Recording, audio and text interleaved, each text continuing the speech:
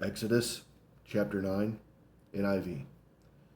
Then the Lord said to Moses, "Go to Pharaoh and say to him, 'This is what the Lord, the God of the Hebrews, says: Let my people go, so that they may worship me. If you refuse to let them go and continue to hold them back, the hand of the Lord will bring a terrible plague on your livestock in the field, on your horses, donkeys, and camels, and on your cattle, sheep, and goats. The Lord will make a distinction between the livestock of Israel and that of Egypt, so that no animal belonging to the Israelites will die.' The Lord set a time and said, 'Tomorrow the Lord will do this in the land.'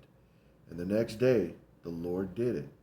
All the livestock of the Egyptians died, but not one animal belonging to the Israelites died. Pharaoh investigated and found that not even one of the animals of the Israelites had died. Yet his heart was unyielding, and he would not let the people go. And the Lord said to Moses and Aaron, 'Take handfuls of soot from a furnace and have Moses toss it into the air in the presence of Pharaoh. It will become a fine dust over the whole land of Egypt, and festering boils will break out on the people and animals throughout the land.' So they took soot from a furnace and stood before Pharaoh. Moses tossed it into the air, and festering boils broke out on the people and animals. The magicians could not stand before Moses because of the boils that were on them, and all the Egyptians. But the Lord hardened Pharaoh's heart, and he would not listen to Moses and Aaron, just as the Lord had said to Moses.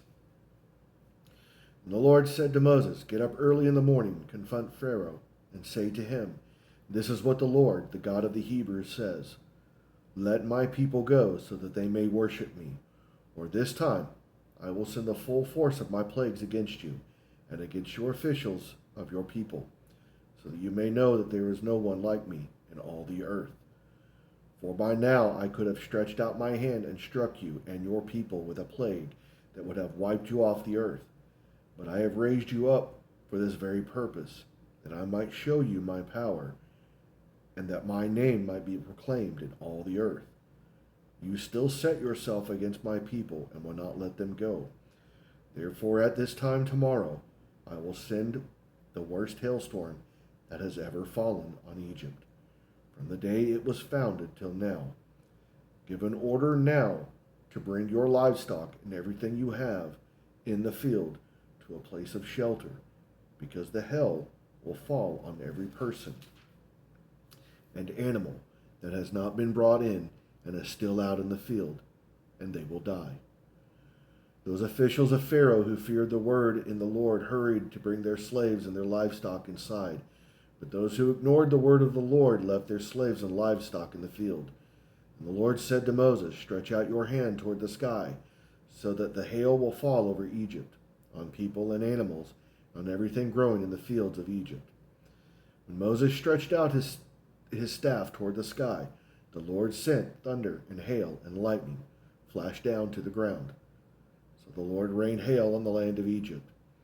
Hail fell, and lightning flashed back and forth. It was the worst storm in all the land of Egypt since it had become a nation. Throughout Egypt, hail struck everything in the fields, both people and animals. It beat down everything growing in the fields and stripped every tree.